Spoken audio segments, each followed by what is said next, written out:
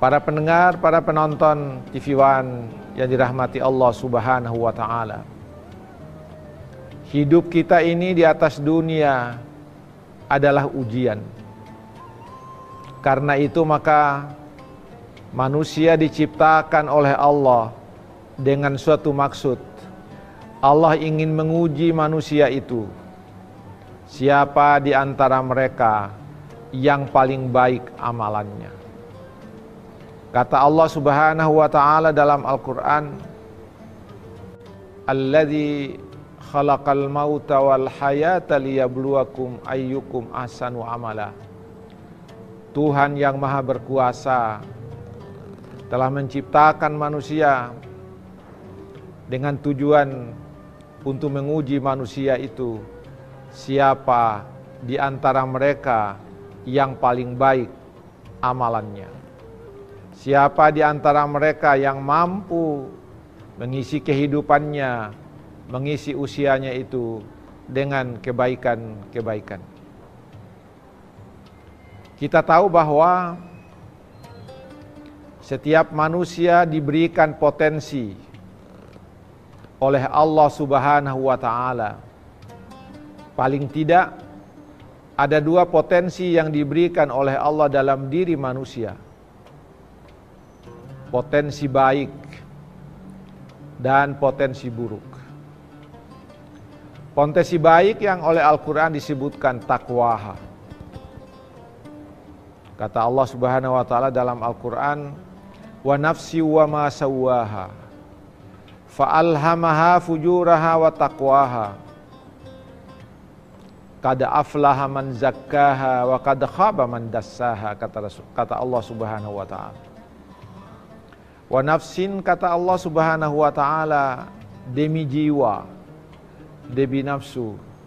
Wa ma sawwaha, dan demi yang Allah sempurnakan ciptaannya. Fa alhamaha fujuraha wa taqwaha.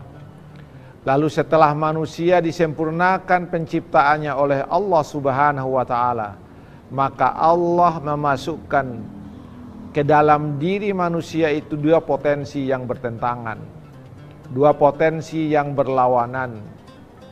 Potensi apa? Gerangan fujuraha, kata Allah, potensi buruk, potensi fujur, wa taqwaha, dan potensi takwa atau potensi baik.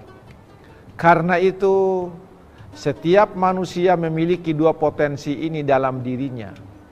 Potensi baik dan potensi buruk. Potensi fujur, potensi takwa. Karena setiap manusia mempunyai dua potensi ini, maka setiap manusia pasti melakukan dua hal yang berdasarkan potensi yang diberikan oleh Allah itu.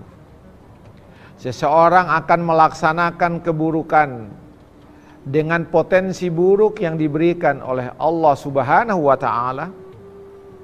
Kemudian setiap manusia akan melakukan kebaikan-kebaikan berdasarkan potensi baik yang diberikan oleh Allah Subhanahu wa Ta'ala. Oleh karena itu,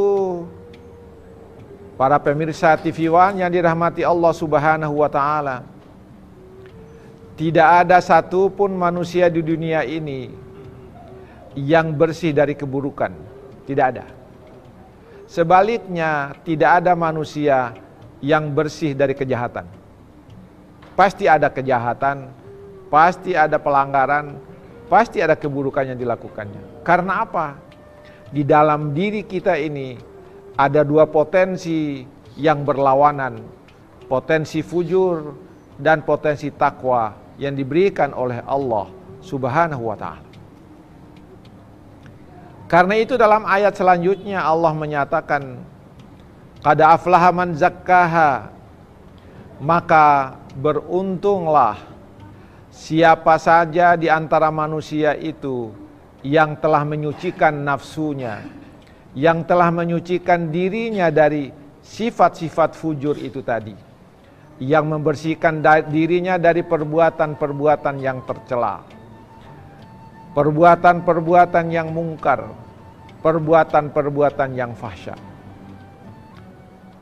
Wa qad khaba man dassaha, kata Allah Subhanahu wa taala, maka telah merugilah orang-orang yang mengotori jiwanya itu dengan sifat-sifat yang buruk. Sifat-sifat yang dimiliki oleh potensi jahat tadi itu.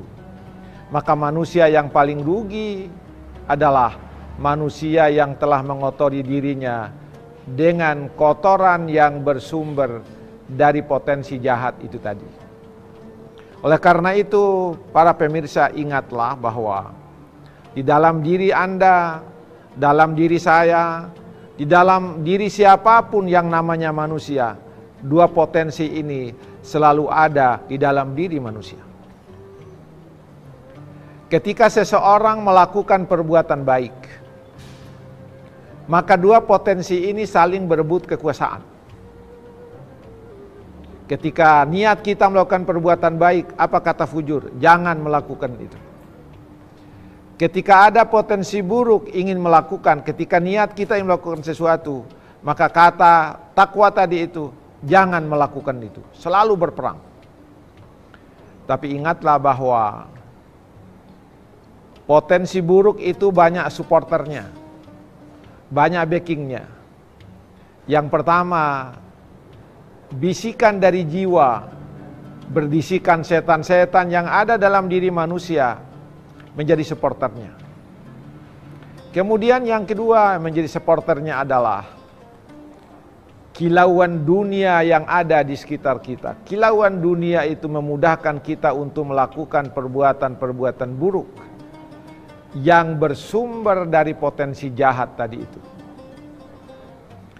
Kalau potensi jahat itu sudah berkembang dan bercokol di dalam hati manusia, maka potensi baik tadi itu akan tertekan kehidupannya. Sebaliknya, apabila potensi baik itu sudah bercokol dalam hati manusia, dan setiap manusia sudah melakukan kebaikan-kebaikan, maka tertekanlah potensi buruk untuk mendorong nafsu manusia untuk berbuat buruk.